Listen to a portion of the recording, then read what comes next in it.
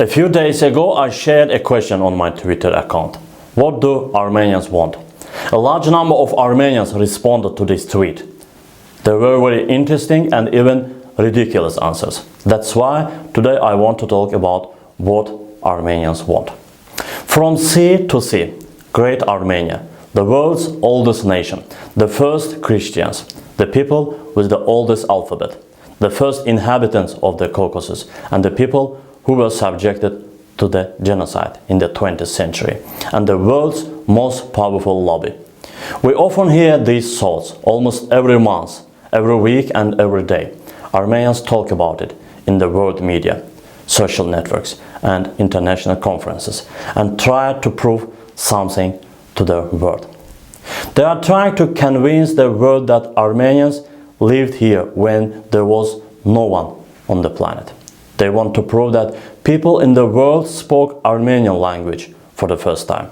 Adam and Eve, who first tried to write thousands of years ago, wrote something in the Armenian alphabet.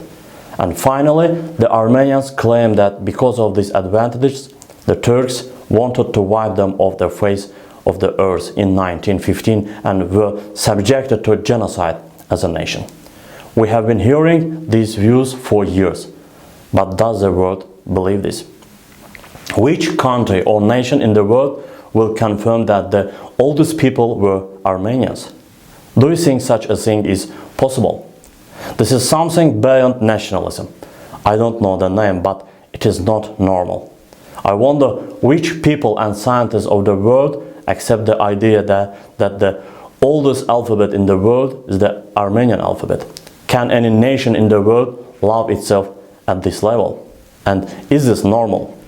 I wonder what the Armenian people want to achieve by turning the events of 1915 into a subject of political bargaining rather than historical research. After all, the whole world knows that the Armenian community, Armenian people, moved to the Caucasus several hundred years ago. During the Soviet Empire under Stalin and other Soviet leaders, Armenians were resettled in the South Caucasus. In what areas, in what lands? Of course, in the legal territories of Soviet Azerbaijan. That is a fact. But today I want to talk about the other issues. The state borders of the Republic of Armenia are established by UN laws and no one has a claim to these lands. Even the Republic of Azerbaijan, which has been under occupation for years, does not make any territorial claims against Armenia, which was established on the historical Azerbaijan lands. This is not possible. A country whose territory was under occupation will never claim the lands of its neighbors. What do Armenians want then? Armenia, which was occupied 20% of the territory of the Republic of Azerbaijan since 1990s, failed in the 44-day war. The whole world and the Armenians themselves were faced with a bitter reality. What was said about the Armenian lobby being the strongest in the world turned out to be nothing but a sweet tale. Because during the war in Karabakh, the Armenian diaspora working hard lost to the Azerbaijan diaspora, which is much smaller. Because in the struggle of the diasporas, the main advantage was not quantity but quality.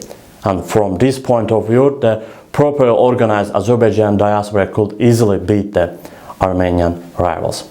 The 44-day war also showed that the world never believed in Armenian propaganda, because the countries of the world have shown their commitments to UN laws and international conventions, and most importantly to the principle of territorial integrity. Even Russia, which Armenia relies on the most and buys its weapons, did not risk violating such international law. This could work against Russia itself.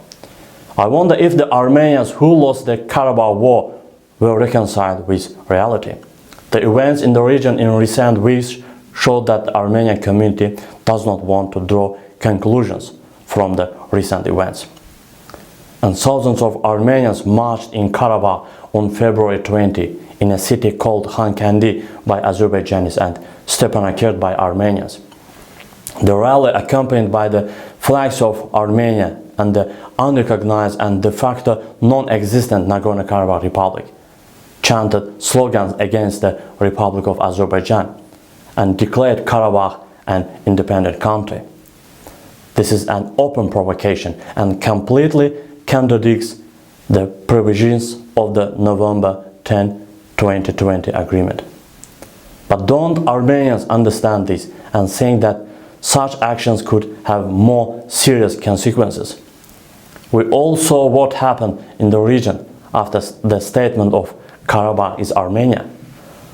Now, at a time when peace and harmony have been established between the parties after the war, what do these provocations serve? Will Ilham Aliyev, who won the war in Karabakh, remain silent about these provocations of the Armenians? It would be good if the Armenians did not test Aliyev's patience too much.